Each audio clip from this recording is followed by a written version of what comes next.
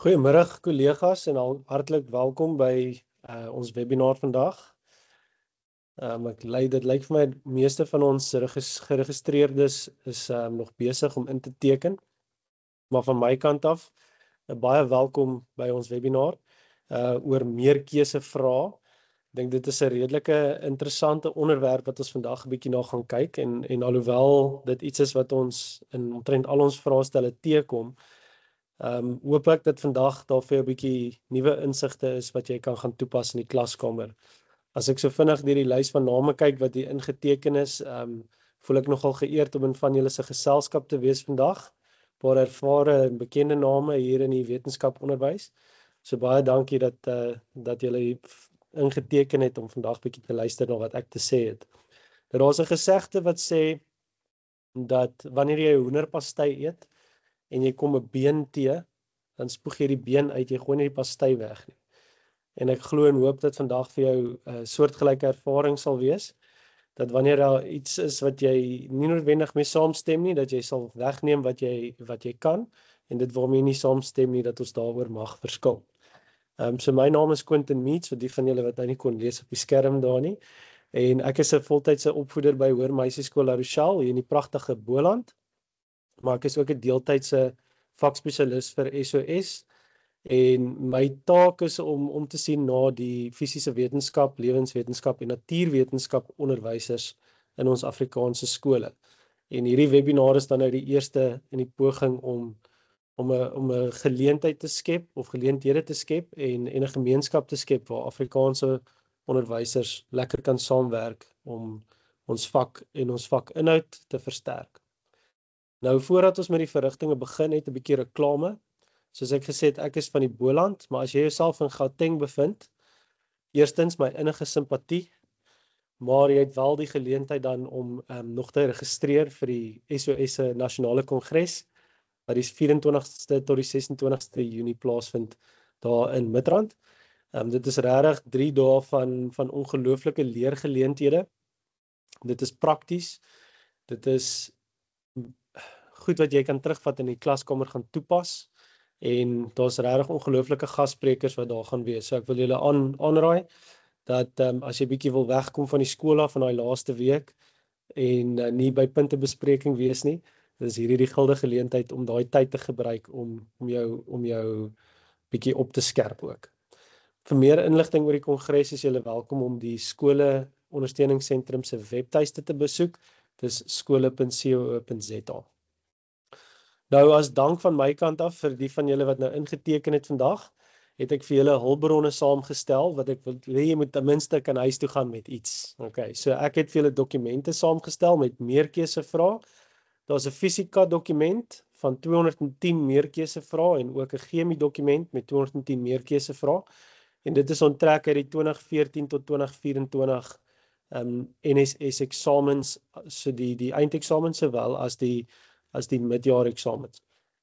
So dit is 'n fantastiese hulpbron met die doel dat dit vir u 'n basis sal wees van waar u goeie vrae kan gaan soek, om dan u leerders ook te help om voor te berei om multikeusevrae of meerkeusevrae te beantwoord. Nou hoe bekom jy hierdie hulpbron? Dis nou die vangplek. Aan die einde van die webinar gaan ek met jou skakel deel na Google Form toe waar jy vir my bietjie terugvoer gaan gee.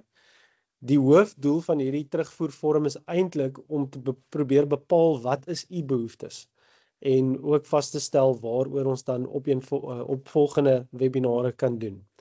Sodra jy daardie webinar voltooi het en jy klik op die submit knoppie, dan wanneer jy jou deurvat om te sê dankie dat jy dit ingedien het, dan sal jy sien daar is 'n skakel na Google Drive toe en op daardie skakel is dan waar jy hierdie dokumente sal kry. Daar's 4 dokumente, 'n vraag en 'n memo dokument vir beide fisika en vir chemie.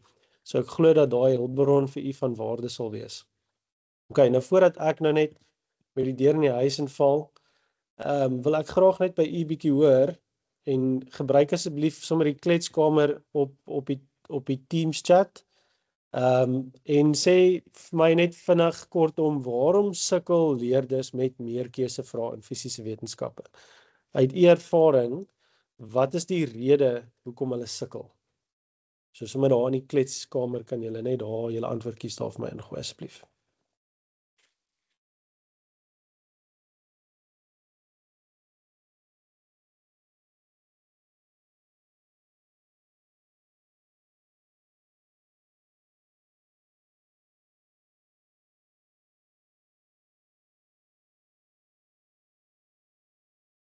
Leesbegrip, lees en taalvermoë, hulle lees nie.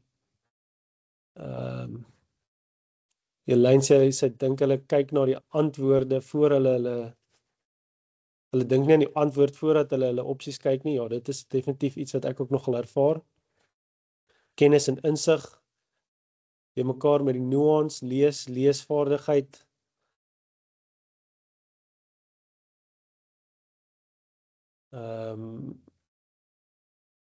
Ja, Chris, nou ek stem nogal saam met jou terugvoer ook. Dis iets wat ons definitief oor gaan gesels ook vandag. Oorhaastig, hulle verstaan nie wat hulle lees nie. Ja, nee, ek dink Jana wat by die SOS met die Afrikaanse vakgroep is, sy raak baie opgewonde oor julle antwoorde wat sê dat die kinders kan nie lees nie. So sy het in die kletskamer gesê dat julle definitief gestruktureerde leesopleiding ook by die SOS kan kry vir julle leerders vir graad 4 tot 9. OK, ja, en hulle onderskat die moeilikheidsgraad. OK, fantasties. Nou, baie van hierdie gedagtes gaan ook opkom soos wat ons vandag deur hierdie webinar beweeg. Maar eerstens wil ek net met julle meedeel wat is my filosofie of my siening oor hoekom leerders die meeste sukkel met meerkeusevrae. Dit kom neer op die kognitiewe ladingsteorie. Nou die kognitiewe ladingsteorie is eintlik maar 'n model van hoe die brein werk. En om dit vir jou in 'n neutedop te verduidelik, jou brein het twee tipes denkvermoë. Ons praat van die werkende geheue en die langtermyngeheue. So die werkende geheue is die goed waaraan jy aktief aandag gee en dit wat jou sintuie besig is om in te neem en dit wat jy besig is om waar te neem.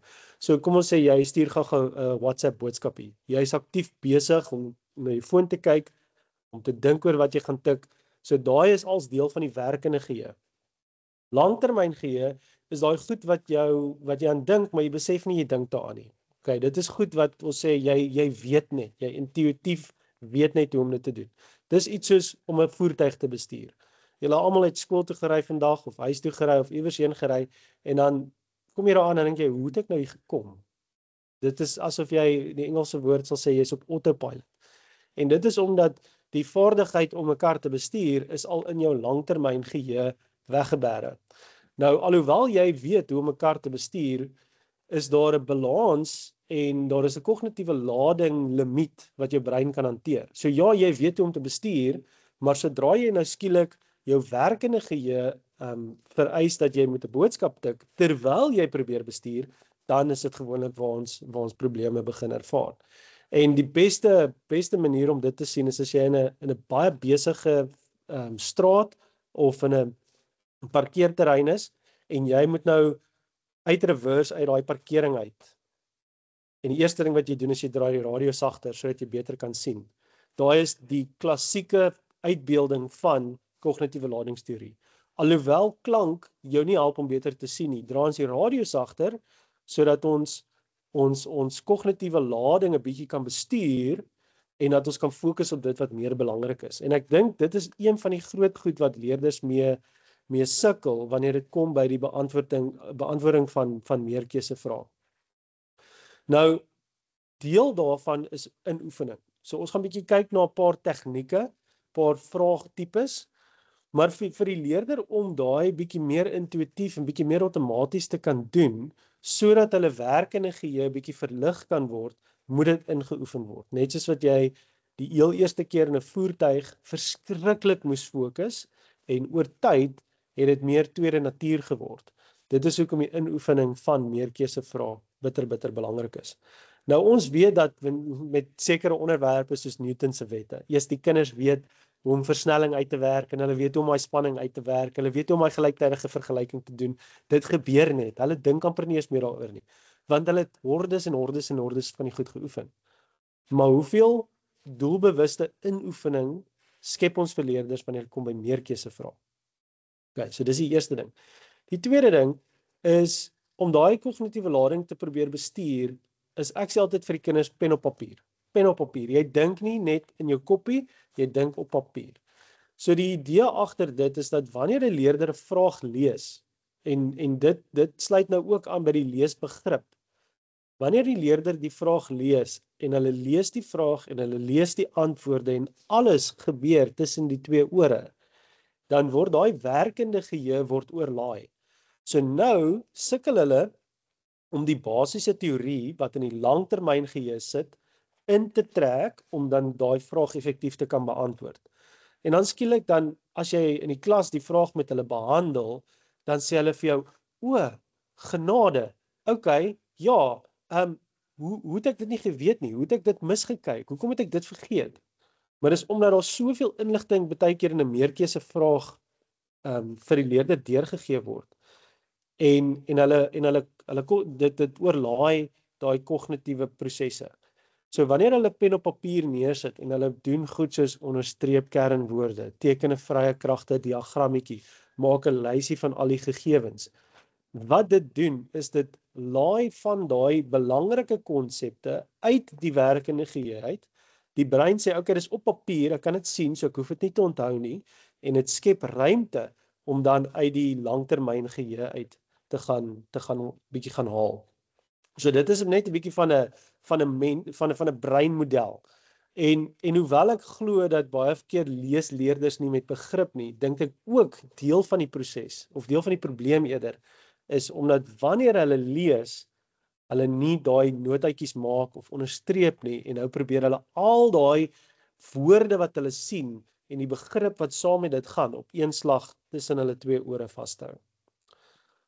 Okay, tweede vraag wat ek graag julle terugvoer oor wil hê is, wanneer behoort leerders meerkeuse vrae te beantwoord? So, hulle sit nou vir 'n vraestel, wanneer gebeur dit?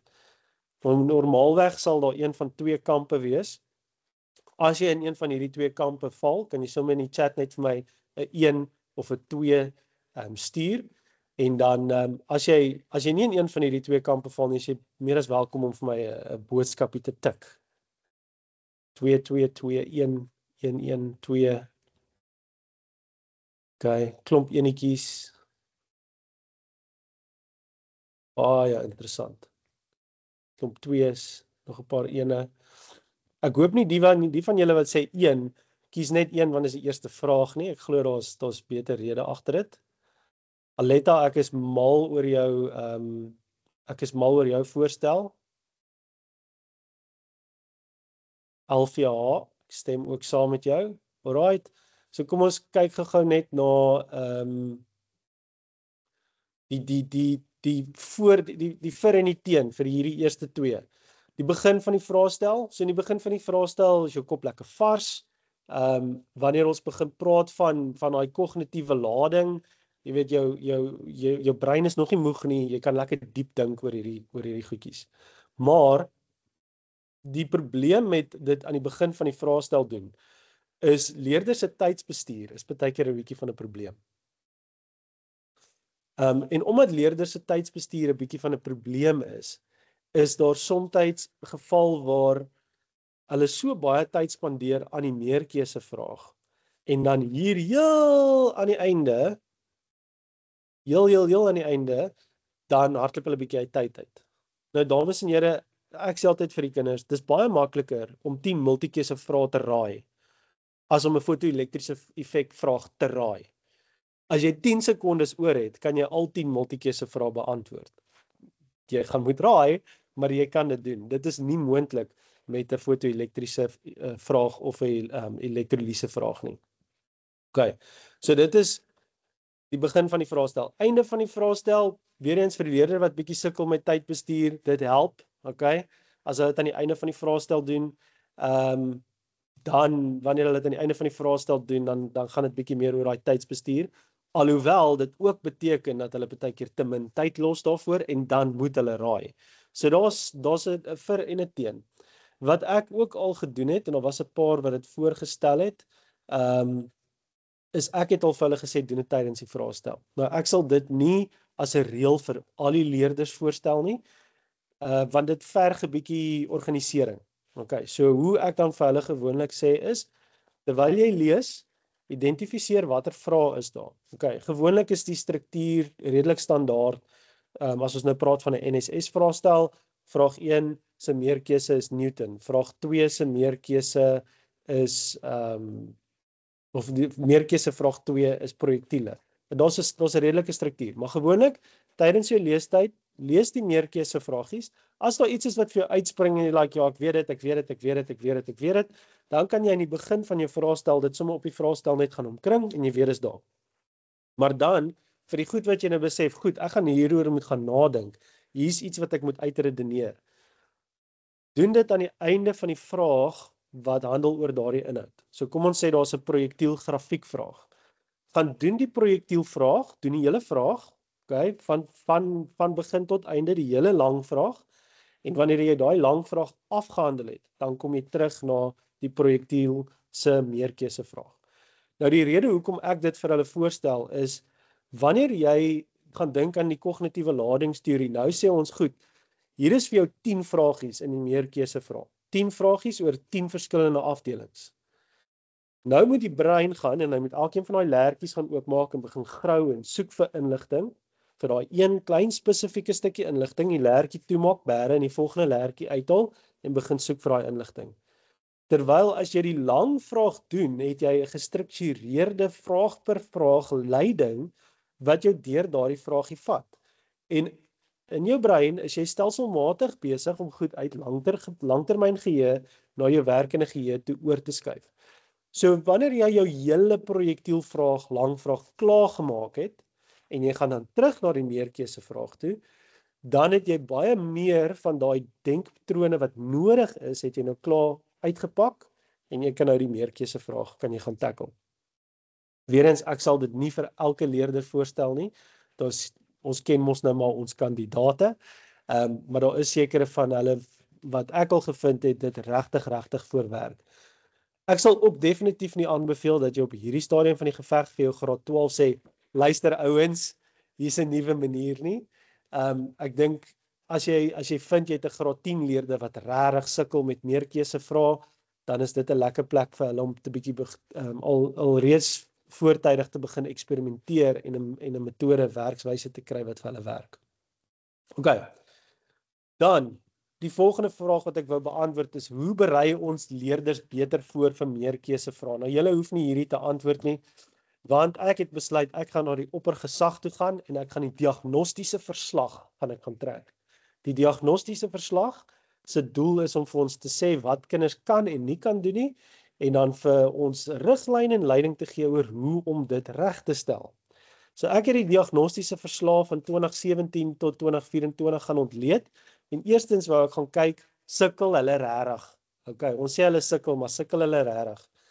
Paar interessante goed wat ek daar gesien het, behalwe vir 2018 en 2021, doen leerders oor die algemeen in fisika swakker in die meerkeuse vrae as in die volle vraestel. En onthou, hierdie is data in die diagnostiese verslag, dit is gebaseer op die rash analysis, daar's beperking tot die akkuraatheid van hierdie data, maar dit gee vir ons 'n interessante patroon, dat in fisika oor die algemeen doen leerders swakker in meerkeuse vrae as in die vraestel as 'n geheel. Ek dink bietjie aan die vraestelle wat julle leerders nou besig is om te skryf. Wat kry hulle vir die hele vraestel en wat kry hulle dan vir hulle meerkeuse vraag? En is daar balans en korrelasie? Interessant genoeg, as jy na die diagnostiese verslag gaan kyk van 2017 tot 2024, sien ons die teenoorgestelde vir chemie.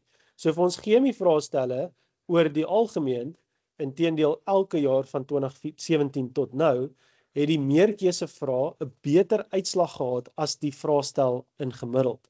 So dit was vir my nogal 'n interessante waarneming om te sien dat die fisika en die chemie hulle prestasie in die meerkeuse vrae is nie heeltemal dieselfde nie. Toe het ek 'n bietjie verder gegaan en ek het die twee met mekaar gaan vergelyk. So die oranje wat jy daar sien is hulle prestasie in die fisika meerkeuse vrae en dan die swart of die donkergrys is die chemie meerkeuse vrae. Nou, weer eens behalwe vir 2018 en 2021, daar was iets in die water daai 2 jare. Behalwe vir daai jare doen leerders oor die algemeen beter in hulle chemie meerkeusevrae as in hulle fisika meerkeusevrae. Dit is wat die data vir ons sê. Nou, ja, Krishna, dit is juist nou die prikkelpunt hierso. Wanneer dit kom by meerkeusevrae, het ons nou vir mekaar gesê dat leesbegrip is 'n probleem.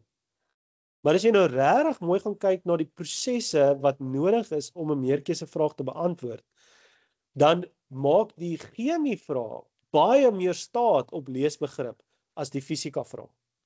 So alhoewel leesbegrip 'n probleem is daar definitief iets anderste ook wat hiertoe bydra. As dit suiwer leesbegrip was, dan sou ons gesien het dat die chemie inteendeel swakker beantwoord sou gewees het. Okay, jammer julle, ek sien daar's 'n bietjie van 'n probleem hierso, een van ons intekenaars sukkel om in te kom. Ek sal voorstel dat Bernice dalk net heeltemal die meeting leave en dan net weer van voor af join. Ek dink dit gaan dalk die probleem oplos. Ja, sy gaan moet uitgaan en weer inkom. Dankie Jana. Okay. Yes, en omdat ek so hou van statistieke en statistieke en data, het ek ook gaan kyk na, okay, maar wat is die korrelasie? Nou, korrelasie beteken dit wat hulle kry vir die kortvraag of vir die meerkeusevraag, dit wat hulle kry vir die lang vraag van dieselfde onderwerp, hoe stem daai twee ooreen? Okay. En hier kan ons sien korrelasie 0.46. Nou, in leuke terme, as die korrelasie 1 was, dan beteken dit daar was 'n sterk verhouding. Goeie meerkeusevraag, goeie lang vraag. Okay. Hierdie baie swak korrelasie sê vir ons dat daar's eintlik nie heeltemal 'n lekker skakeling tussen hierdie twee nie. Ons kan byvoorbeeld hierso sien dat vir die elektrostatika het hierdie leerders vir hierdie spesifieke vraestel gemiddeld van 76% gekry vir die elektrostatika vraag in die meerkeuse, maar die lang vraag se gemiddeld was net 52. Terwyl vir die arbeidvraag was die meerkeuse vraag 37 en die lang vraag 54. So daar is 'n baie swak korrelasie tussen die inhoud en die vrae wat hulle beantwoord. So dit beteken as hulle die meerkeuse vraag vir Newton nie reg gekry het nie, beteken dit nie daar's 'n probleem met Newton nie. Okay. In chemie sien ons 'n bietjie beter korrelasie, maar as ons kyk na galvaniese selle, 30% prestasieverskil tussen meerkeuse en lang vraag, en op die ander kant van die spektrum met die elektrolytiese vraag, die meerkeuse vraag weer ook aansienlik swakker. So dit is net 'n interessante opmerking. Ek gaan nou nie my PhD hierin doen nie, in korrelasie van meerkeuse en lang vraag nie, maar ek dink dit is net 'n prikkelpunt vir jou om bietjie na te gaan dink oor hoe ware refleksie is die meerkeuse vraag regtig van die leerder se begrip. As my leerders nie meerkeuse vraag kan beantwoord nie, is dit omdat hulle nie die inhoud ken nie, of is dit omdat hulle nie geweet het hoe om die vraag te beantwoord nie? En ek los dit by julle om daai bietjie verder en dieper te gaan nadink. Okay, so kortliks gevolgtrekking, daar's definitief 'n verskil in die aanslag tussen die fisika en die chemie. Ons sien dit omdat die chemie aansienlik beter presteer. Daar's 'n baie swak korrelasie eintlik, maar dat daar wel doelbewuste voorbereiding moet wees om meerkeusevrae te beantwoord, is definitief so. Die aanbevelings wat die diagnostiese verslag maak, praat van gereelde meerkeusevrae inoefen. Nou, ek weet nie van julle nie, maar dit is iets wat ek in die verlede nie verskriklik baie tyd voor gemaak het in klaswerk, huiswerk of informele assessering nie. Die inoefen van meerkeusevrae word wel sterk aanbeveel en ek besef die erns van dit, en dit is definitief iets wat ek meer doelbewus wil implementeer in my eie praktyk. Ons moet ook vir leerders doelbewus strategieë leer hoe om hierdie meerkeusevrae te beantwoord. Want soos ons nou sien, daar's nie 'n korrelasie tussen die inhoud en hoe hulle presteer in die vraag nie.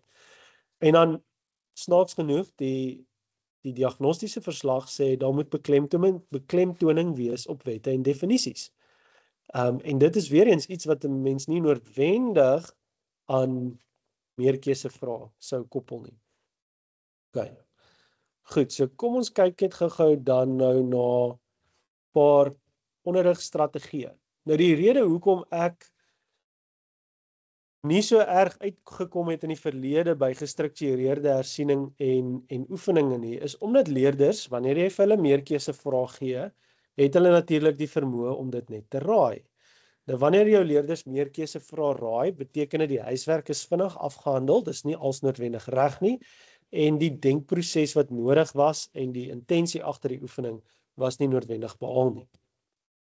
So wat ek nou al gedoen het met redelike sukses, is om 'n standaard meerkeusevraag soos hierdie te vat, en in plaas dat ek vir die leerder net hierdie vraag gee as 'n huiswerkoefening, omskep ek hom nou dat hy ietsie lyk soos hierdie. So hierdie template maak dan nou staat daarop dat die leerder, wanneer hulle die vraag lees, eerstens sal begin deur kernwoorde te gaan identifiseer. So soos wat hulle hierdie vraag lees, gaan hulle dalk die woord elasties in terme van elastiese botsings identifiseer en die woord verandering en momentum. Dan wil ek vir hulle doelbewus lei met 'n spasie waar hulle kan gaan dink aan die definisies en die formules. So elastiese botsing, wat beteken dit as iets elasties bots? Ek sê vir hulle, niks is vir niks. As die woord elasties daar staan, is daar waarskynlik iets wat jy daarmee moet doen. So gaan dink 'n bietjie oor wat beteken die woord elastiese botsing. Wel, elastiese botsing is 'n botsing waar tydens kinetiese energie behoue bly. Nou kan hulle of die definisie in vol gaan uitskryf, wat 'n baie goeie oefening van definisies is, of hulle kan net vir hulle self in formuleformaat 'n bietjie aantekeninge gaan maak, om te sê, goed, maar dit beteken die kinetiese energie is konstant, en omdat die massa dieselfde is, beteken dit ook hulle grootte van hulle snelheidswaardes gaan dieselfde wees. So ek wil hulle net lei om elke woordjie bietjie dieper te gaan oor nadink, en dan miskien ook te gaan dink oor watter formules daaraan gekoppel is. Dan, die volgende gedeelte van hierdie template, sê ons, okay, verduidelik nou jou antwoord. So nou hier is nou tipies waar my leerders vir my in woorde 'n verduideliking kan gee, of in die geval van fisika, kan hulle gebruik maak van diagramme, en hulle kan sê die bal beweeg na die muur teen V, bons weg van die muur af teen minus V, en as ek nou die verandering in momentum, kernwoord in die vraag, as ek dit nou gaan skryf in terme van sy formule, dan sal hierdie wees massa, finale snelheid wat minus V is, minus die aanvanklike snelheid wat V is, en dit gee vir my minus 2mv. OK, nou het hulle vir my daar 'n negatiewe teken, so hulle gaan nou vir my dit onderstreep of met 'n glimpen verlig, en dit gaan nou vir hulle rigting aandui. En dan laastens kan hulle dan nou teruggaan na die opsies, en hulle kan gaan kyk watter van daardie opsies pas nou by dit wat hulle nou uitgeredeneer het. En dan daarom sal jy sien dat my opsies waar hulle nou moet merk A, B, C, D is heel aan die einde van hierdie template. So hy lyk so, as jy vir hulle die volle vraag so wil gee. Jy kan natuurlik in formele of informele assessering kan jy ook hierdie bietjie gaan opdeel, en jy kan dit 'n bietjie bepunt apart. So jy kan nou vir hulle hier gaan sê, goed, ek gaan vir jou 2 punte gee vir definisies wat jy geskryf het, 3 punte vir 'n verduideliking en 1 punt vir die finale antwoord. Dan begin die klem nou skielik lê op die redenering, die leesvaardigheid en die definisies, eerder as om net die korrekte antwoord te kies. So in 'n informele assessering, waar ons nou wil punte gaan toeken, gaan dit nou vir hulle ook, gaan dit vir hulle 'n bietjie meer struktuur gee, oor hoe om die vraag te beantwoord, en dit gaan vir hulle help om te sien dat die klem vir meerkeusevrae is nie eintlik net op die antwoord nie. Goed. Dan, as jy nou nie vir hulle sê, jy sê, "Och, jas, Quentin, ek wil nou regtig nie daai 210 vrae wat jy vir my gegee het, vir elkeen so 'n blokkie gaan insit nie." My voorstel is, gee net vir jou graad 10s hierdie template. Jy druk dit uit, 3 op 'n bladsy, en wanneer hulle dan daai vraag beantwoord, kan hulle die vraagnommertjie net hier langs aan gaan skryf, vraag 5, en dan kan hulle die redenering doen.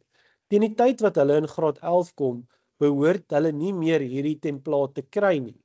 Dan is hulle al ingeoefen oor die denkprosesse. So ons lei hulle baie mooi in graad 10 en stelselmatig word hierdie stappie vir stappie denkproses word deel van die langtermyn geheue. OK.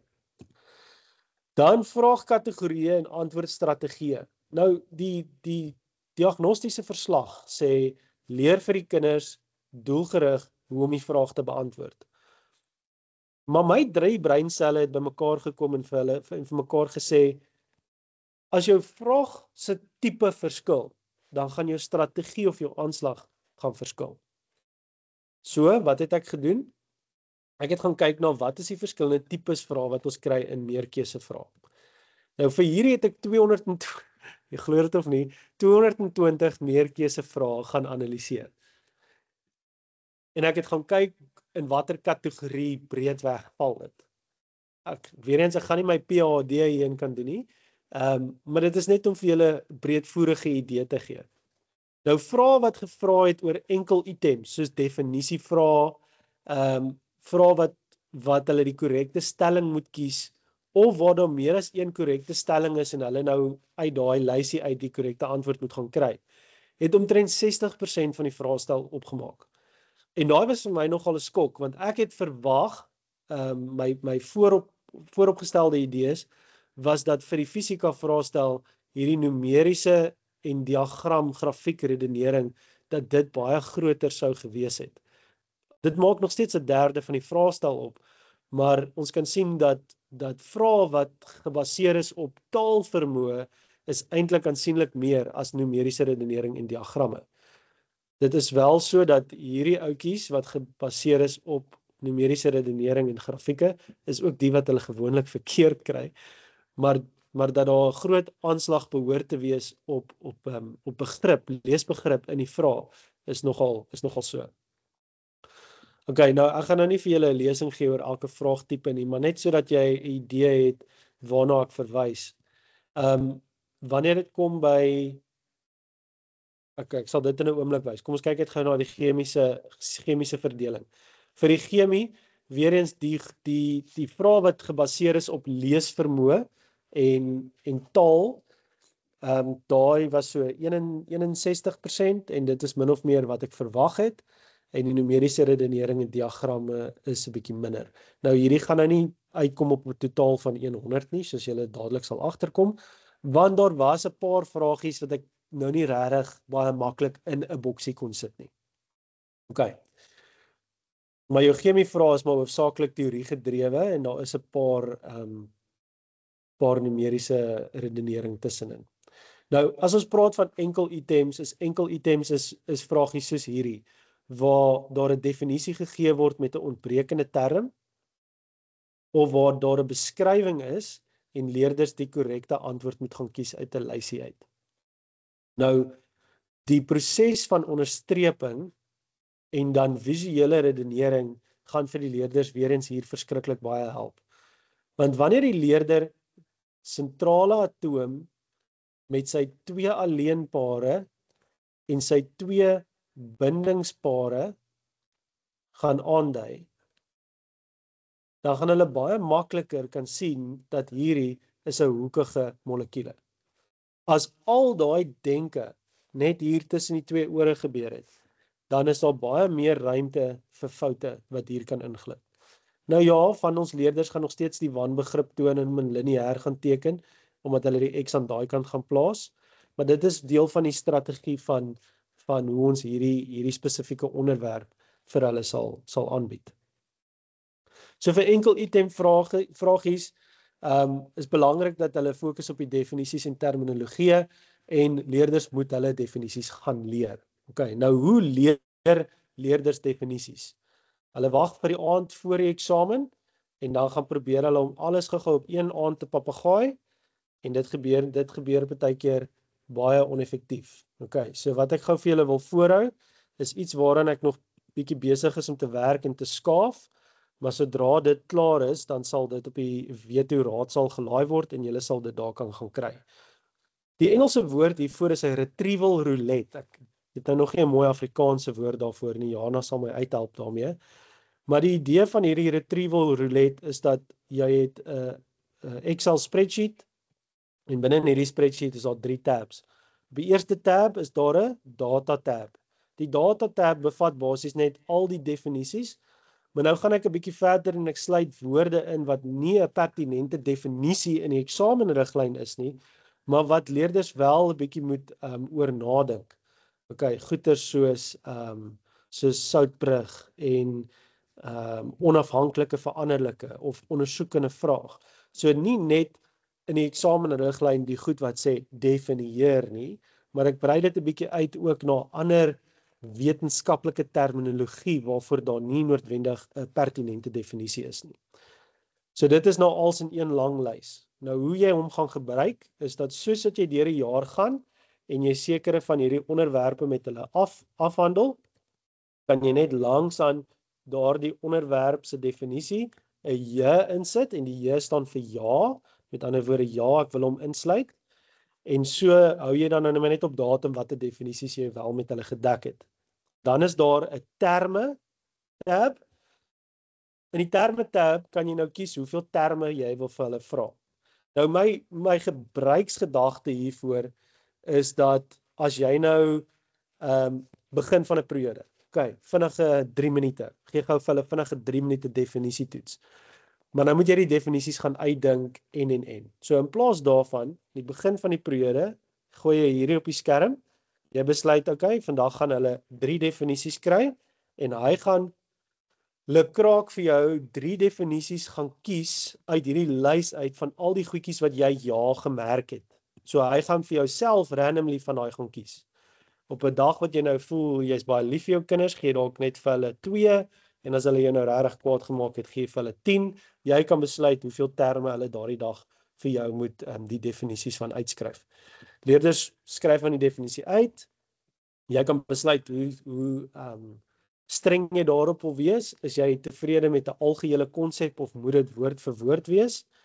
En dan wanneer jy vir hulle 'n bepaalde tyd gegee het om daai te gaan oorskryf, dan kan jy die volgende bladsytjie opgooi en okay, daar is nou baie lank, shame, gaan nie dit aan my kinders doen nie, maar dan gooi jy die volgende bladsytjie op en dit het nou vir die 3 definisies of die 3 terme wat jy dan op die bord gesit het, het hy die beskrywing langsaan. So nou kan hulle mekaar se werk assesseer of hulle kan hulle eie werk gaan merk en kyk of hulle dit kan onthou.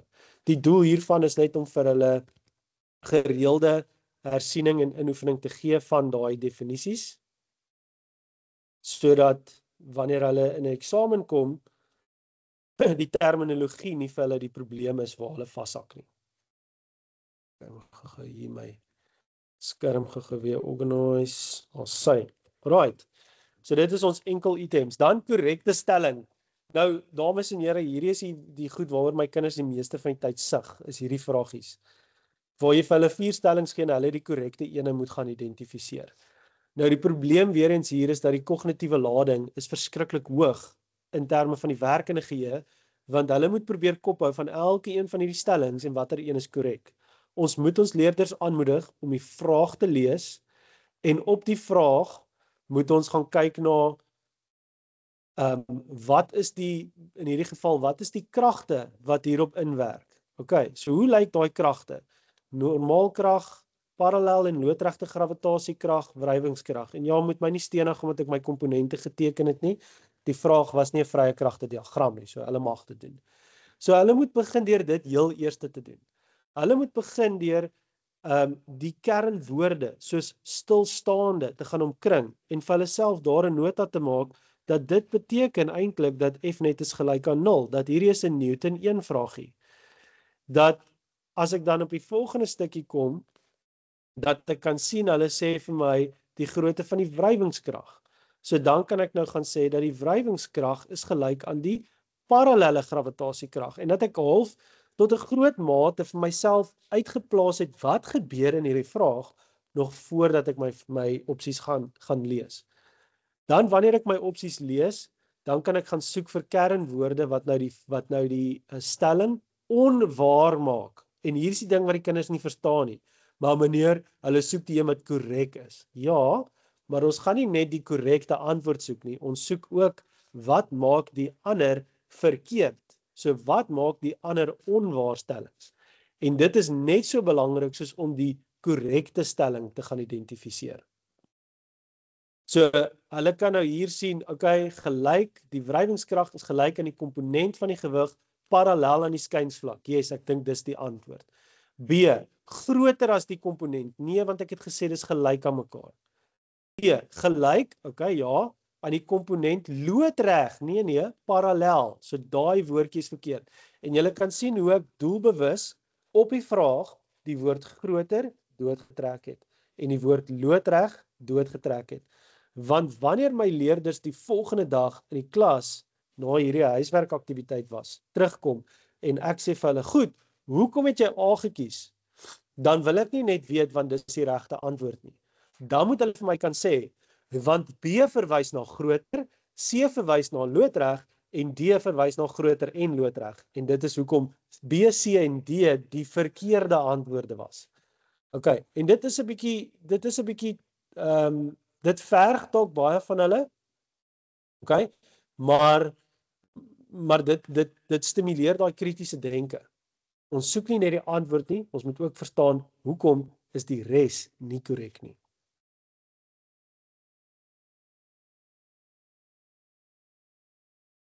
Okay, Tersia sê sy het hier 'n oulike dingetjie. Die definisies word gerandomiseer en sy druk vir elke kind in die klas 'n ander kombinasie van 3 of 4 uit. Sjoe, ja, okay, as jy bang is vir afskryf, dan werk dit nogal lekker. Goed. Right. Nou die ander rede, dames en here, hoekom ek vir my leerders so baie streng is op hierdie vraagtipe, dat hulle moet identifiseer hoekom iets nie korrek is nie, is want dit is ook die vinnigste manier om agter te kom of jy nou 'n denkfoutjie gemaak het. So hier is nou 'n vraag oor halfreaksies. Ons kinders is mos mal oor hierdie vraag en hulle gee vir ons reduksiepotensiale. So dit word nou daar aangedui. So dadelik dink my kind, as hulle ingeoefen is aan wat beteken die woord reduksiepotensiaal. Daai terminologie help hulle dan om uit te pleis dat hierdie reaksie wat 'n negatiewe reduksiepotensiaal het, sal eintlik my oksidasiereaksie wees en dit is dan die terugwaartse reaksie. Nou kom ons veronderstel gou vir 'n oomblik, hulle het dit nou verkeerd uitgeredeneer. En hulle het gesê dat hierdie reaksie gaan soontoe en soontoe. Okay, so hulle het nou gesê B is reduksie en A is oksidasie. Nou as hulle gaan en hulle gaan soek net die korrekte antwoord, dan sal hulle D kry en D stem ooreen met wat hulle nou hier gesê het. Okay, so ja, hulle kan 'n korrekte antwoord kry van 'n verkeerde redenering en die antwoord is verkeerd. Maar as hulle elkeen van daai gaan oorweeg, dan lyk dit soos volg. A sê B is die reduseermiddel. Nee, dit kan nie die reduseermiddel wees nie, want B is 'n produk, dis nie 'n reaktant nie. So hy kan nie die reduseermiddel wees nie, want B+ is my reduseermiddel. A is die oksideermiddel. Nee, hy oksideer, so hy is die reduseermiddel. C, die massa van B sal toeneem. Ek kyk nou my pyltjie, ek maak meer van B, so dit lyk reg. D, oksidasie vind plaas, A word gebruik, so die massa van A sal afneem. Dit lyk ook reg.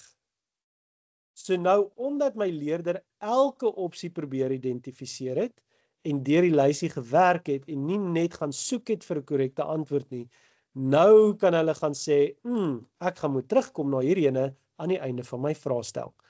Daar is 'n redeneringsfout wat hier plaasgevind het, en hulle gaan daai redeneringsfout nou moet gaan soek. Maar omdat hulle elke item een vir een deurgewerk het, gaan dit makliker wees om te identifiseer dat daar was 'n redeneringsfout wat plaasgevind het. Okay. Hoekom hierdie korrekte stellings moeilik is want dit is gewoonlik gebaseer op algemene wanopvattings. So ons kyk na wat gaan die kind verkeerd doen en dan kies ons die opsies volgens dit. En ons moet maar vir hulle gereelde blootstelling gee en hulle leer om te fokus op die vraag eerder as om net die opsies te oorweeg. Dan is daar hierdie bielie van 'n ouetjie. Meervoudige waarstellings. Hierdie ouetjies kom verskriklik baie voor. Meervoudige waarstellings is waar hulle 3 stellings gee of meer en dan vra hulle watter kombinasie van hierdie is korrek. Nou hierdie is nogal rof, okay, vir die kinders om te doen.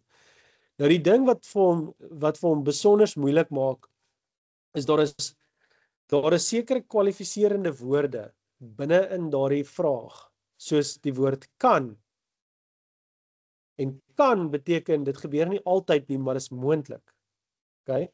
Of die woord altyd. En die leerder se begrip gaan verander as hulle daai woord raak sien. Dink gou aan die beskrywing. 'n Skalaar word altyd met rigting geassosieer, teenoor 'n skalaar kan met rigting geassosieer word. So jy kan sien dat die leesbegrip hierso gaan vir die leerder bietjie makliker wees as hulle weet waarvoor om uit te kyk. So daai kwalifiserende woorde. Die ander gedeelte wat hierdie bietjie moeilik maak vir die leerders is partykeer meng hulle 'n stelling wat waar is, soos vektore kan bymekaar getel word, dis waar. En dan 'n onwaar stelling. Skalare kan nie. Dis onwaar, skalare kan bymekaar getel word. So nou meng hulle hierdie twee met mekaar. En op die einde kom dit maar nog steeds terug na definisies toe. As ons gaan dink aan die definisie van 'n skalaar hoeveelheid. Die definisie sê 'n skalaar hoeveelheid is 'n fisiese hoeveelheid met slegs grootte, in ander woorde geen rigting nie. So ons gaan hom nooit met rigting kan assosieer nie. As ons streng werk volgens die eksamenriglyn, dan kan 'n skalaar hoeveelheid nie met rigting geassosieer word nie. Ja, maar wat as jy sê 12 km per sekonde noord, dan verwys jy eintlik na snelheid en nie na spoed wat die skalaar hoeveelheid sal wees nie.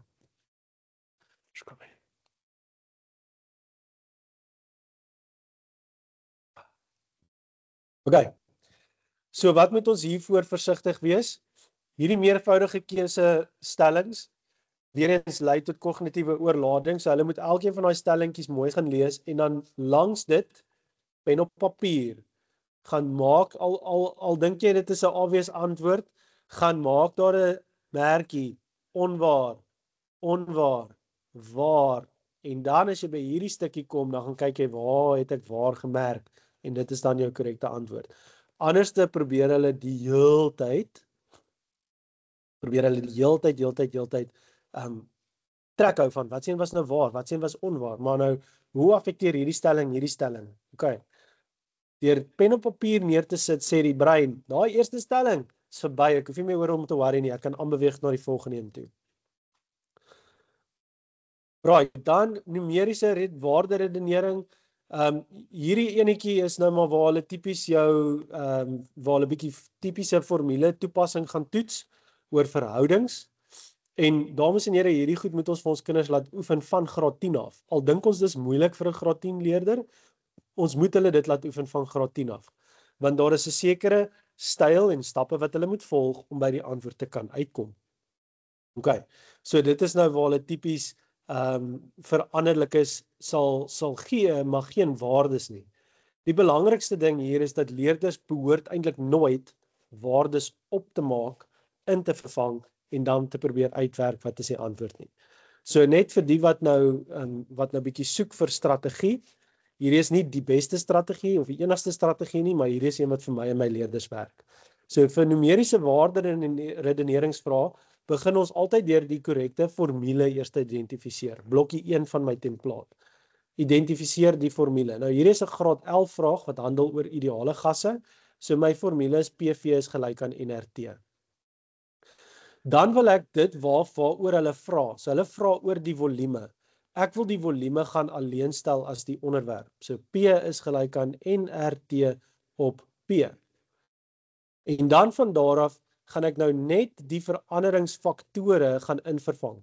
So hier sien ons nou, hulle sê vir ons temperatuur verdubbel en druk word gehalveer. So daar gebeur niks met die aantal mol of hierdie konstante nie. So as my temperatuur verdubbel, sit ek 'n 2 daar waar die temperatuur was, en as my druk halveer, sit ek 'n half waar die druk was. Dan gooi ek daai hele ding in my sompompie, want 3 uit 2 mense kan die breuke doen nie, en dan kry ek 'n antwoord van 4, en dan gaan soek ek, waar lê daai korrekte antwoord. Okay, so dit is my strategie wat ek met my leerders volg. Formule, manipuleer vir jou onderwerp, en dan van daar af kanselleer jy net die goed uit wat nie verander het nie, en jy vervang die veranderingsfaktore in. Wees net baie versigtig vir formules wat kwadrate in het, want die kinders vergeet van die kwadraat. Okay? So byvoorbeeld, hierdie vraag handel oor projektielbeweging. Dit vra, hoe vinnig gaan die bal by 'n sekere hoogte? Nou die formule wat van toepassing is hier, is VF kwadraat is VI kwadraat plus 2A delta I. Okay, so dis die beginpunt. Nou, hulle sê, hoe vinnig het hy gegaan by helfte van sy oorspronklike hoogte? Die beginspoed het nie verander nie, ons het hom laat val. Die 2 is 'n konstante, die A is konstant, want dit is gravitasieversnelling. Dit is net die verplasing wat verander. Die verplasing nou is die helfte van wat dit was. So VF is nou eintlik die vierkantswortel van die verplasing. Wat beteken dis die vierkantswortel van 'n half. En dan moet die leerder nou net gaan soek vir vierkantswortel van 'n half. En hopelik is hulle wiskunde sterk genoeg om daai ouetjie as die antwoord te kan identifiseer. Okay, so dis my strategie met my leerders, maar die belangrike ding is, moet net nooit van daai kwadraat vergeet as hy wel in die vergelyking voorkom nie. So vir numeriese waarderedenering, identifiseer die korrekte formule, bepaal die verhouding en dan stel jy slegs die veranderinge in. Die ene wat hulle verskriklik mee ook sukkel is om die korrekte vorm van die grafiek te identifiseer. Nou hier leer ek vir hulle dat die vorm is gebaseer op die funksie. En dit is, nou praat ons wiskunde. Okay, so wat is die funksie van daai grafiek? Nou om dit te bepaal, soek jy jou 2 veranderlikes aan teenoorgestelde kante van jou vergelykings. So ons begin weer deur te identifiseer wat is die toepaslike formule, okay, PV en RT, en dan gaan ek nou net seker maak dat hierdie 2 veranderlikes is aan teenoorgestelde kante van my vergelyking, en wat ek soek y en x, ek wil hom gaan skryf in terme van y en x, okay, ek wil hom gaan skryf as 'n funksie. So P, in hierdie geval, y, is een of ander funksie van temperatuur. En daai funksie, okay, is 'n direk eweredige verhouding, wat beteken ek soek, nee, nie daai nie, ek soek 'n reguit lyn grafiek wat uit die oorsprong uitkom. So die antwoord is C. Okay, so leer vir jou leerders daai strategie oor hoe benader ek 'n grafiekvraag. Somtyds wil ons nie die vorm van die grafiek hê nie, maar ons wil weet wat wys die grafiek vir ons. So hier is 'n arbeid, hierdie vraagie gaan oor arbeid verrig. Die IEB praat nog van werk gedoen en van hulle vraestelle, maar hierdie vraagie handel oor arbeid wat verrig word. Nou die arbeid wat verrig word is gelyk aan die krag maal met die verplasing, kos van die hoek. Wanneer hulle die vraag lees met deursigtigheid, sien hulle dat dis 'n horisontale krag. Met ander woorde, hierdie hoek is eintlik nie van toepassing nie. Nou wil ek weet, wat wys hierdie grafiek eintlik vir my? So wat ek hier soek is, ek soek die y en die x, so my y-as waarde en my x-as se waarde, soek ek aan dieselfde kant van die vergelyking. En in hierdie geval sien ons dat dit word nou eintlik geskryf as f maal x. Nou as ek sien hy word so geskryf, dan dui dit vir my die area aan. So as ek wil weet wat hierdie grafiek vir my wys, dan gaan ek moet gaan kyk na die area, en die area is gelyk aan die arbeid wat verrig is. So as ek nou die arbeid hier wil bepaal, dan gaan ek net die area hier moet gaan uitwerk, dis die area van 'n driehoek, en dan gaan ons 40 kry as ons waarde antwoord. Okay. So dis 2 strategieë. As dit gaan oor die vorm van die grafiek, dan soek ek my y en my x eenhede aan teenoorgestelde kante van die is gelyk aan teken. As ek wil weet wat wys die grafiek vir my, of gradiënt of area, dan soek ek hulle aan dieselfde kant. Okay. So dames en here, daai was nou op 'n drafstappie, die 5 algemeenes. Daar is 'n ander enetjie wat verskriklik baie voorkom, En dis hierdie kombinasiepassing. Die kombinasiepassing is waar jy 'n tabel het en dan is daar beskrywings en ek seker julle almal het hierdie nou al gesien van tevore. Nou, my beste raad wat ek het vir hierdie vragies, behalwe vir die feit dat die kind hom moet lees, moet gaan dink oor die formules en die definisies wat van toepassing is. My beste raad is, hulle moet nie net altyd begin met die eerste kolom nie. Want in 'n vraag soos hierdie gaan daai eerste kolom eintlik vir jou baie min inligting gee. So hulle moet eerder gaan kyk na watter een van hierdie kolomme gaan vir my vinniger toelaat om van my opsies te elimineer. So as ons praat van 'n persoon wat 750 Newton weeg, maar die normaalkrag of die skaallesing is 700 Newton, dan kan ek nou sien dat hierdie kragte is nie gebalanseerd nie en dit is Newton se tweede wet. So onthou daai gaan nou tipies wees wat ek in daai eerste en tweede blokke gaan doen op my templaat. Nou gebaseer hierop beteken dit dat hierdie persoon kan nie teen 'n konstante spoed beweeg nie. So nou het ek dadelik al klaar opsies B en C geëlimineer. Nou dit vat 'n bietjie verder redenering om dan te bepaal of dit A of D is wat die korrekte antwoord is. Maar as jou kinders nou regtig moet raai, het hulle darm 'n 50% kans om reg te raai in plaas van 'n 25% kans. So leer asseblief vir hulle dat vir hierdie tabel tipe vragies en meerkeuse vrae, begin deur altyd eers te kyk na watter een van hierdie twee kolomme gaan ek makliker kan elimineer gegee dit wat ek nou al klaar gedoen het voor ek na my opsies gekyk het. Dit wat ek hier uitgewerk het, watter een van daai twee kolomme kan ek die maklikste by gaan toepas. En van daar af kan ons dan bietjie ons opsies verminder. Nou hierdie is nie net vir graad 12 of graad 10, 11 en 12 nie. Die van julle wat nou die AOS eksamens doen, die algemene onderwyssertifikaat of die GEC's, julle sou gesien het dat in die eerste 2 jaar in die loodsfase die vraestelle wat hulle uitgesit het vir fisiese wetenskappe bevat 55 meerkeuse vrae per vraestel. Dis in graad 9. Wat beteken dat ons eintlik al met ons graad 8's moet begin om ordentlike diepteanalises te doen van watse tipe vraag is dit, wat is die 2 of 3 goedjies wat ek kan gebruik. Die doel daarvan is nie om vir hulle krik te gee nie, maar om vir hulle te help om bietjie van daai werkende geheue te verlig, want nou het ek strategieë wat ek kan gebruik om my denkwyse 'n bietjie struktuur te gee.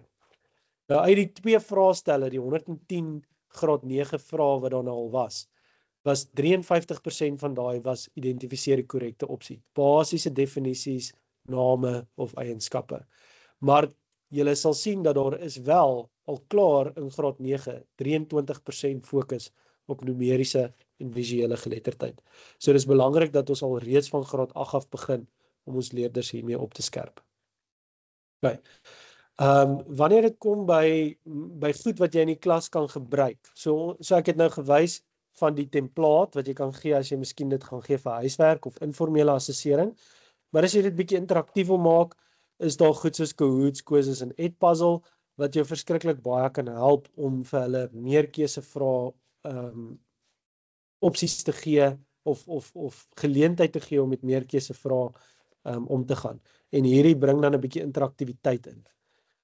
Jou Google Forms of jou Microsoft Forms, die quizzes, is ook altyd 'n goeie geleentheid vir jou om dan ook daai terugvoer te kry as die leerder dit gedoen het sonder dat jy dit self hoef te merk en dit gaan dan 'n bietjie vinniger en dan gee dit vir jou 'n lekker proefsteek om te weet waar is my leerders as jy goeie meerkeuse vrae gaan kies wat dit vir jou sal uitlig. En dan as jy nie tegnologie in die klaskamer het nie, plikkers wil jy baie sterk aanbeveel as jy nie rekenaars of tablets of selfone in die klasse toelaat nie, gaan kyk bietjie na plikkers.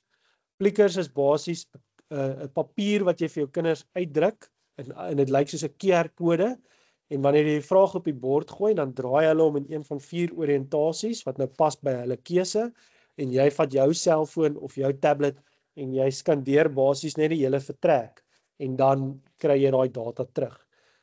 So dan kan jy ook dadelik al jou leerders se terugvoer kry met ietsie soos Plickers.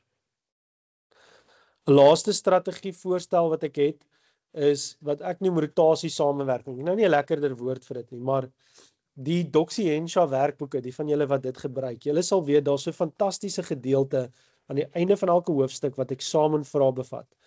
Die eerste gedeelte van daai eksamenvrae is altyd 'n klomp meerkeusevrae.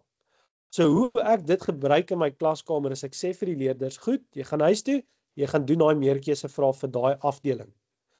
As hulle terugkom in die klas, dan begin ons nie dadelik met merk nie. Ons doen 'n rotasie samewerking. So hoe dit werk is, leerder en haar maatjie kyk saam na hulle antwoorde. Onthou, hulle het nou klaar geonderstreep, hulle het hulle redenering uitgeskryf en hulle het gesê, hoekom is opsie D nie opsie D die korrekte antwoord nie. So hulle het gaan kyk na hoekom is sekere antwoorde die verkeerde antwoorde. Dan bespreek hulle en hulle kyk of hulle ook kan ooreenkom oor wat is eintlik nou die regte antwoord. Dan vat ons daai groepie van 2 en ons voeg nog 2 by. So dan word 'n groepie van 4. Dan vat ons 'n groepie van 4 en ons vat nog 'n groepie van 4 by. En soos wat hulle met mekaar begin gesels, begin hulle hierdie goed meer en meer uitredeneer. OK. Dis nou baie gesê. Ek hoop daar was iets daarin wat jy kon wegneem vandag.